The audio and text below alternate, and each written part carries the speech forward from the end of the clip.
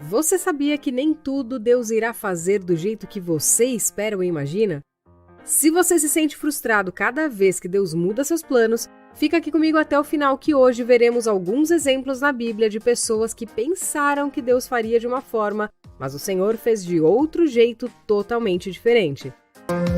Muitas pessoas na Bíblia passaram por momentos onde pensaram que as promessas de Deus seriam cumpridas de uma maneira, mas Deus fez de outra.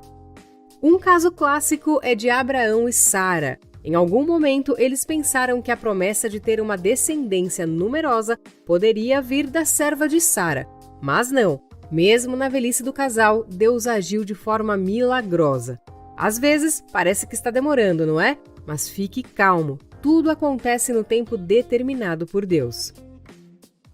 Outro exemplo foi Naamã. Ele era um herói de guerra, o comandante do exército do rei da Síria, inclusive inimigo dos israelitas. Era um homem honrado e bom, porém ele ficou leproso. E eu não sei se você sabe, mas naquela época a lepra era muito temida a ponto das pessoas ficarem isoladas e serem rejeitadas totalmente pela sociedade.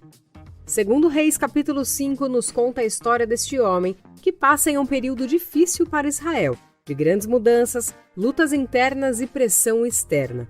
Israel era liderado por Jorão, um rei mau que levou o povo a pecar, homem que não confiava em Deus.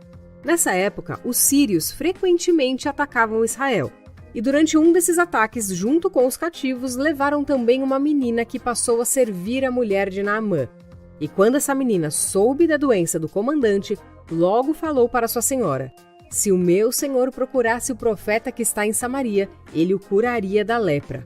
Olha que tremendo, uma menina que conhecia o poder de Deus através dos profetas. Esse profeta era nada mais, nada menos do que Eliseu. Ao saber disso, Naamã correu para contar ao seu rei, que prontamente se dispôs a escrever uma carta ao rei de Israel comunicando a visita de Naamã. Isso porque, como eu disse, eram povos inimigos. Obviamente, Jorão, o rei de Israel, não confiou em Deus e se desesperou, achando que isso seria um ataque. Agora que você conhece todo o contexto, preste atenção no texto, que obviamente eu sugiro que você leia na íntegra, ok? Quando o poderoso Naamã chegou até a casa de Eliseu, o que aconteceu? O profeta pediu para um mensageiro dizer ao comandante: "Vá e lave-se por 7 vezes no rio Jordão. Sua pele será restaurada e você ficará purificado." A reação de Naamã foi ficar absolutamente indignado e ele foi embora dizendo: "Eu estava certo, ou seja, eu pensava, tinha a expectativa de que o profeta sairia para me receber, invocaria em pé o nome do Senhor e seu Deus moveria a sua mão sobre o lugar afetado e me curaria." E foi embora furioso. E você pode se perguntar: o que isso tem a ver comigo? Acredito que isso pode ter acontecido alguma vez na vida de muitas pessoas. Naamã criou uma expectativa completa de como ele seria recebido, de como o profeta iria orar e como Deus iria fazer o milagre. Você nunca passou por isso? Nunca imaginou como Deus abriria uma porta de emprego em uma determinada empresa? Ou como Deus iria curar alguém através da sua oração? Ou em qual posição você iria passar no vestibular ou concurso público? Talvez você criou expectativas de como Deus iria falar contigo em determinado culto usando um profeta específico. Quantas vezes ficamos indignados com Deus, pois Ele simplesmente não fez aquilo que pensamos? Naamã pensou que seria do seu jeito. E porque as coisas aconteceram de forma diferente, ele quase perdeu a sua cura. Naamã, por ser um homem importante, esperava sua cura de forma gloriosa e não entrando em um rio barroso. Isso poderia ser humilhante para ele. Mas Deus queria ensinar para aquele homem e para nós que nem tudo é do jeito que desejamos ou pensamos. Talvez a sua entrada no ministério de louvor não seja com aplausos, e sim servindo, enrolando cabos, limpando instrumentos. Nós precisamos obedecer a Deus. Resumindo, pois você pode ler a história, Naamã, mesmo contrariado e indignado, deu ouvidos ao seu servo e obedeceu. Sendo assim, ele foi curado. Lembre-se, não fique indignado ou furioso com Deus, pois nem sempre as coisas irão acontecer da sua maneira, e sim do jeito de Deus. Outro exemplo é das irmãs Marta e Maria. Confere lá o texto em João 11. Lázaro, amigo de Jesus e irmão delas, estava muito doente. Jesus estava distante, mas quando soube da notícia, esperou ainda 2 dias para ir ao encontro delas. Quando Jesus chegou, Lázaro já estava sepultado havia 4 dias. Quando Marta ouviu que Jesus estava chegando na cidade, foi correndo ao seu encontro. E veja bem o que ela disse a Jesus: Senhor, se o Senhor estivesse aqui, meu irmão não teria morrido. Como se Jesus tivesse chegado atrasado, como se Jesus fosse o culpado. Jesus ainda lhe fala que ele ressuscitaria, mas ela pensou que ele estava se referindo à ressurreição no último dia, e não naquele momento. Quando Maria encontra Jesus, não foi muito diferente. As primeiras palavras das irmãs ao mestre foram de cobrança: se o Senhor estivesse aqui. Quantas vezes nós fazemos a mesma coisa? Senhor, meu filho, pai, mãe ou alguém querido faleceu. Se o Senhor estivesse aqui, isso não aconteceria. Onde o Senhor estava? Algumas vezes não foram queridos que faleceram, mas nossos sonhos que foram sepultados, projetos que já cheiram mal de tanto tempo enterrados. O ministério não flui mais, parece que apodreceu, o tempo passa e pensamos que Deus está atrasado, cansamos de esperar e dizemos: ah, Senhor, agora tudo morreu, meus dons, meu chamado, o emprego dos sonhos, a alegria de ter um filho. Nós achamos que Jesus se atrasou e atamos tudo.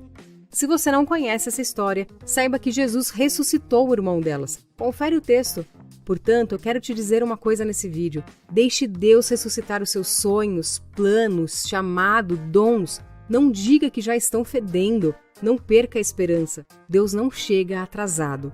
Não foi no tempo que Marta e Maria pensaram.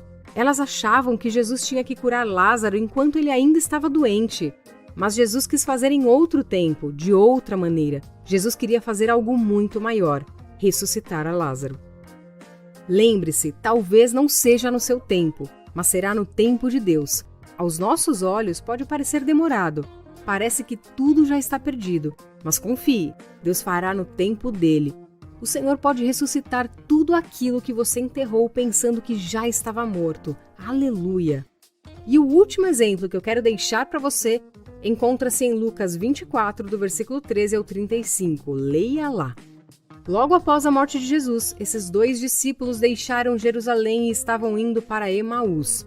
No caminho, conversavam a respeito das últimas coisas, até que Jesus aparece a eles. Mas eles não o reconheceram. Olha que interessante, Jesus conversa com eles, mas eles estavam tristes demais para notar a presença de Jesus. A decepção nos deixa cegos. Esses discípulos esperavam que o Messias fosse um libertador, um líder militar e político que iria fazer grandes revoluções. Então, Jesus morre e a esperança deles morre junto. Estavam tão frustrados, pois a tão sonhada redenção não aconteceu da forma que esperavam, muito menos no tempo deles. Eles disseram: esperávamos que ele ia trazer a redenção a Israel. Mais uma vez, expectativa frustrada por não acontecer de um jeito determinado. Muitas vezes estamos assim, caminhamos tristes, Jesus se aproxima, mas não conseguimos reconhecê-lo. Ele fala conosco, mas não reconhecemos a sua voz. Sabe por quê?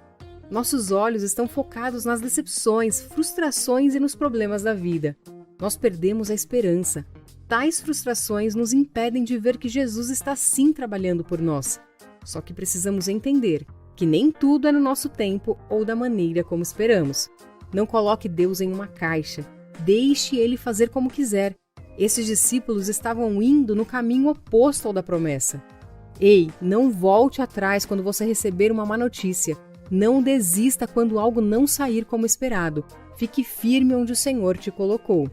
Às vezes, Deus não nos dá o que pedimos por algumas razões, mas isso é tema para outro vídeo.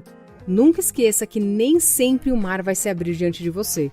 Às vezes, Deus pode te fazer andar sobre as águas. Outras vezes, o Senhor te carrega no colo. Ou ainda, Ele pode te ensinar a nadar e te dar o milagre da força e fôlego. Assim, você sairá ainda mais forte e resistente da sua luta. Não deixe de compartilhar esse vídeo com alguém. Deus abençoe a sua vida e até a próxima.